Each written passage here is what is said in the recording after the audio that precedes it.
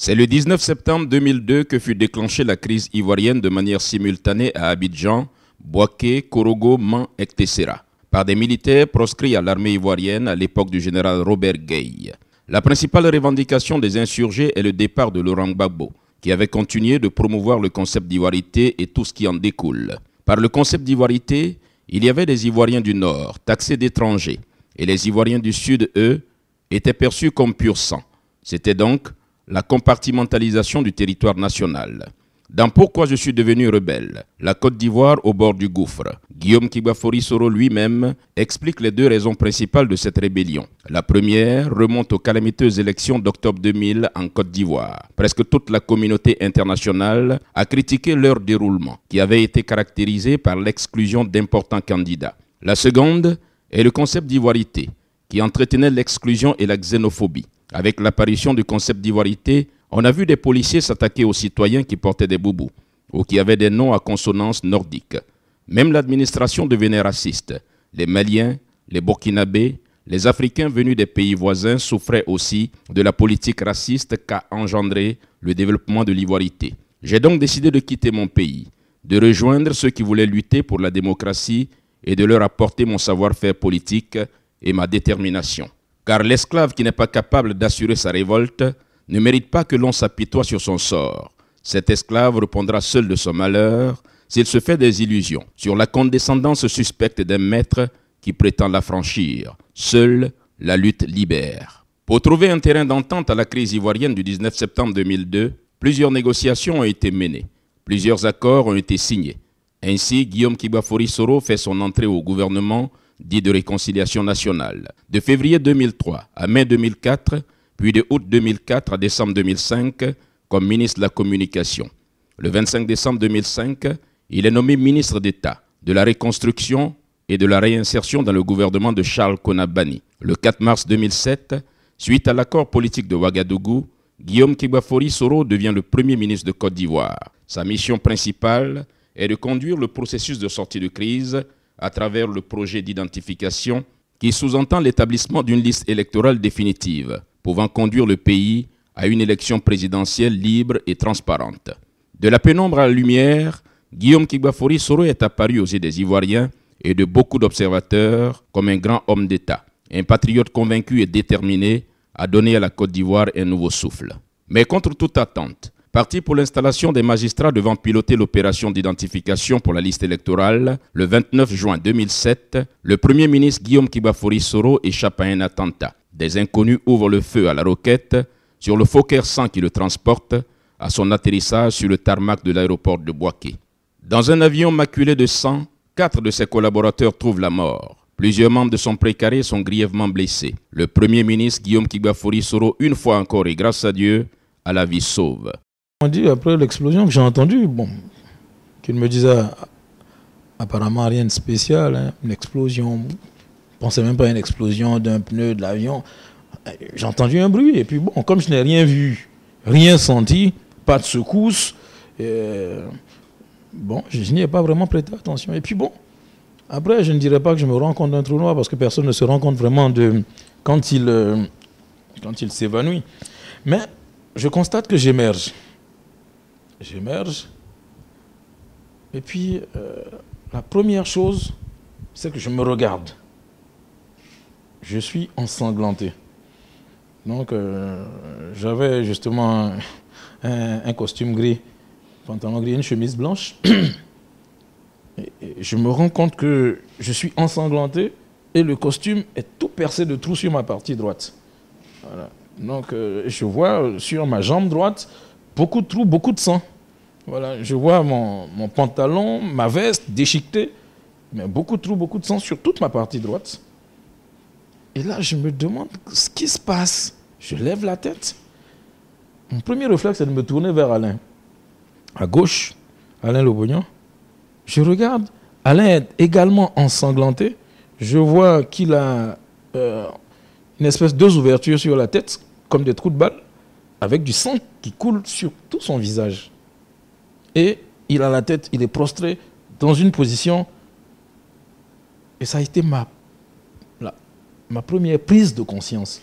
C'est ça qui m'a fait prendre conscience qu'il y avait un problème, quelque chose de totalement anormal, d'incompréhensible. Et la première réaction que j'ai eue, j'ai dit, mais merde, Alain est mort. Et par réflexe, je lui ai donné un coup de coude, parce que comme ma partie droite ne fonctionnait pas correctement, tout ce qui me restait, c'est la gauche, et heureusement il était à gauche, je lui ai donné un coup de coude en lui disant, Alain, réveille-toi. Réveille-toi, je lui ai donné un deuxième coup de coude. Dans mon esprit, il était mort, mais bon, comme je me refusais à ce qu'il soit mort, je l'ai bousculé 2 fois, et il s'est levé. À mon grand soulagement. Alain lève la tête, il sort lui aussi de son trauma, là. Et puis, il regarde un peu Agar, il me regarde, je le regarde, et je regarde en face. Je vois Kone Kamaraté qui, lui, également est couvert de sang. Je le vois, en tout cas, je vois, et je vois Faki, mais lui, complètement avachi, couvert de sang. Mais... Alors, donc, quand je vois tout ça, et puis je me retourne maintenant sur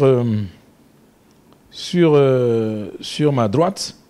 Hein, là, vraiment, j'ai le temps de me retourner sur ma droite. La banquette sur laquelle il y avait Delta, donc le chef de sécurité, sur laquelle il y avait également les 2 huissiers. Hein, les 2 huissiers. Dont l'un s'appelait Aïdara.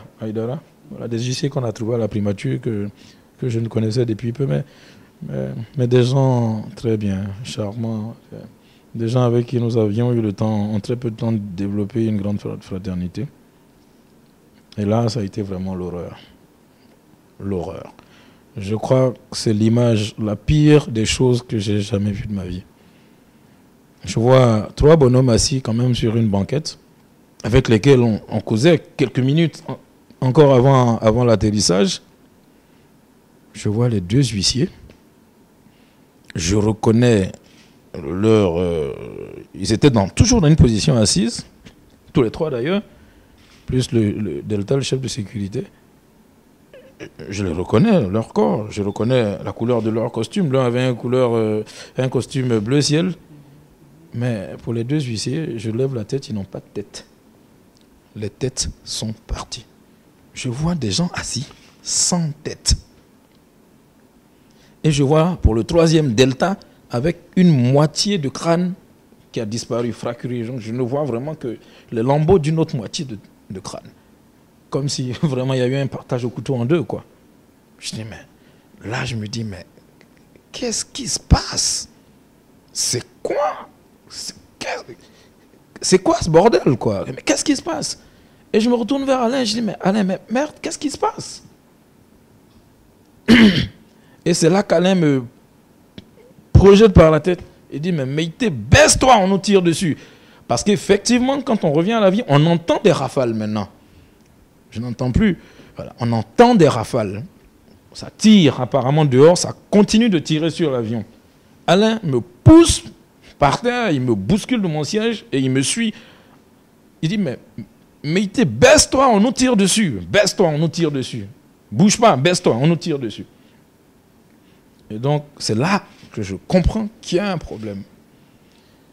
Et donc, l'explication est simple, c'est que je crois qu'il y a eu autour de 3 roquettes. La première, tirée à l'arrière. La deuxième, c'est celle que j'ai entendue avant de m'évanouir. La deuxième, tirée sur nous, que je n'ai pas entendue, puisque là, ça nous a pris de plein fouet. Et puis la troisième était destinée donc, au patron, au Premier ministre Guillaume Soro, qui était à l'avant. Donc, que je n'ai pas entendu non plus, puisque j'étais déjà évanoui. Voilà. Donc, grosso modo, ensuite, ils ont accompagné ça vraiment avec des tirs à l'arme légère. Et donc, nous, on se baisse. Et là, maintenant, je vois que ça bouge dans l'avion. Et à un moment donné, quand on se baisse, je vois de la fumée monter dans l'avion. Mais personne ne crie. Et c'est ça qui est fabuleux dans cette affaire. Tout le monde, à un moment donné, a compris qu'on avait un problème. Mais personne n'a crié. Personne n'a complaint. Personne n'a bronché. Voilà. Et quand Alain et moi, on se baisse, c'est là que je vois que le Premier ministre n'était pas encore conscient qu'il y avait un problème. Lui, il était tranquille dans son fauteuil, toujours comme d'habitude, à des moments, quand on voyage, très concentré sur ce qu'il va faire, parfois les yeux un peu fermés sans dormir. Mais en tout cas, il était assis Et c'est quand Alain et moi, on s'est baissé quand Alain m'a projeté par terre que le Premier ministre est retourné. Puis il me demande, mais que fais-tu par terre? Mais que fais-tu par terre? Et Alain lui répond, Monsieur le Premier ministre, on nous tire dessus. Et il répond, mais comment ça on nous tire dessus? Oui, Monsieur le Premier ministre, on nous tire dessus. Et je crois que c'est là, Soul, déjà blessé. Donc je ne me souviens plus si Soul était vraiment avec nous ou s'il était à la cabine arrière, parce que Soul avait toujours une position avec l'aide de camp direct pour pouvoir régler les problèmes d'intendance dans l'avion. Donc je vois Soul aussi traverser l'avion pour venir vers le Premier ministre, lui également blessé. Donc il avait également vraiment du sang sur sa veste, une veste, je crois, je me souviens, de couleur bleu foncé, bleu marine, mais le sang était assez visible. Il claudiquait d'une jambe. Je crois qu'on lui avait vraiment cassé quelque chose, comme un péroné. En tout cas, il avait des os brisés, mais il se traînait pour venir vers le Premier ministre pour essayer d'organiser sa protection, hein, avec l'aide de camp. Je crois que c'était Herman, je ne sais pas qui était là, je crois que c'est Herman qui était là. Voilà. Et j'ai vu aussi JB et tout ça. Donc, ils se sont tous mobilisés. Les gardes du corps du Premier ministre se sont mobilisés maintenant vers l'avant pour essayer vraiment de prendre en charge le patron. Et là, maintenant, le Premier ministre comprend qu'il y a un problème.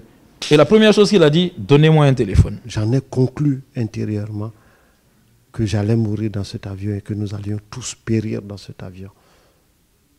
Et puis, bon, étant parvenu à cette conclusion, très curieusement, je suis devenu très calme. Je suis devenu calme, je suis resté. Et c'est quelques instants après cela, après ces attaques, que les secours sont intervenus. Nous avons brutalement entendu les forces de sécurité qui étaient là nous crier de sortir de l'avion. Sortez, sortez, venez. Des éléments sont montés pour essayer de transporter ceux qui avaient besoin d'être transportés pour qu'on puisse sortir de l'avion. C'est comme ça que nous avons été pris. Et puis, du haut de la passerelle, pratiquement, on nous jetait dans les véhicules qui étaient venus pour nous secourir. C'est comme ça que je me suis retrouvé dans le même véhicule que le ministre Konaté Sidiki, que Alain Lobognon, que Meïté Sendou. Et puis, il a été décidé de nous conduire à l'hôpital le plus proche qui était le CHR de Boaké. Et dans la voiture, je continuais de perdre beaucoup de sang, énormément de sang. Meïté Sendou avait planté dans son bras, il avait planté dans son bras un gros morceau de verre qui était planté dans son bras, qui avait déchiré ses vêtements et qui était planté dans sa chair. Il n'était pas possible de l'enlever au risque de lui créer une hémorragie immédiate qui allait certainement entraîner son décès, sa mort. Donc il avait ça dans son bras. Tous, je parle de Soul Toussoul, je parle d'Alain Lobognon, tout le monde avait été atteint à la tête. Et tout le monde saignait de la tête. Alain Lobognon et tous. Et nous étions dans le véhicule. Lorsque nous arrivions vers le CHR de Boaké, c'est Konaté Sidiki a proposé que nous y entrions. Et je lui ai répondu comme ça, si nous y entrons, nous allons tous y mourir, le temps qu'on prenne soin de nous, parce que nous perdons tous tellement de sang. Et c'est sur ce que Alain Lobognon a pris son téléphone. Le premier coup de fil, je le passe au colonel Oignan, qui est devenu maintenant le général Oignan. Je lui dis, général, colonel, nous venons d'arriver à Boaké. Il y a eu des tirs sur l'avion, c'est un attentat. Mais je tiens à vous dire déjà que le Premier ministre est sain et sauf. Vous pouvez donc informer qui de droit. Et je raccroche. Mais avant de raccrocher, je lui ai dit, nous avons des victimes à bord, je ne saurais vous donner les noms, mais je raccroche. Le temps donc de terminer la communication, je sors donc de l'avion. Je passe, au moment où je sortais de l'avion, je passais le deuxième coup de fil, c'était l'ambassadeur de France. J'appelle donc l'ambassadeur de France et je lui dis, Excellence, nous sommes arrivés à Boaké. L'avion du Premier ministre a subi des tirs, c'est un attentat. Nous avons des morts dans l'avion, mais je tiens à vous rassurer que le Premier ministre est indemne, sain et sauf, il n'a pas été blessé. Avant, quelques questions à peine, je demande à l'ambassadeur de donner des directives au camp français, puisque je connais un peu le dispositif de secours qui s'y trouve. Je lui dis, Excellence, je voudrais conduire les blessés à Baptiste. Donc, est-ce que vous pouvez donner des directives, parce que c'est là-bas que nous allons. Les morts sont transportés à la morgue. Les blessés sont admis dans les centres hospitaliers pour y recevoir des soins. Toute la Côte d'Ivoire, face à cette catastrophe, retient son souffle, de peur d'une recrudescence des combats. Le Premier ministre, depuis Bouaké, appelle les uns et les autres au calme et à la sérénité. La paix en Côte d'Ivoire se fera malgré tout. Tous les corps constitués de Côte d'Ivoire se sont mobilisés sur Bouaké pour apporter au Premier ministre et à ses collaborateurs leur compassion. De cette agression, Guillaume Kibafori Soro dira « C'est un poids que je porterai toute ma vie. Aux décédés dès les premiers jours, mon devoir c'était de leur assurer des obsèques dignes. Quant aux blessés, nous avons pris toutes les dispositions pour qu'ils puissent avoir les meilleurs soins. Cette agression restera pendant longtemps un mystère à élucider. Rien n'a été fait pour trouver les coupables. Même les Nations Unies que nous avons saisies ont déclaré qu'ils n'avaient pas de moyens pour faire la lumière sur cette affaire, déclare Guillaume Kibafori Soro à la presse lors du 5e anniversaire de l'attentat en 2012.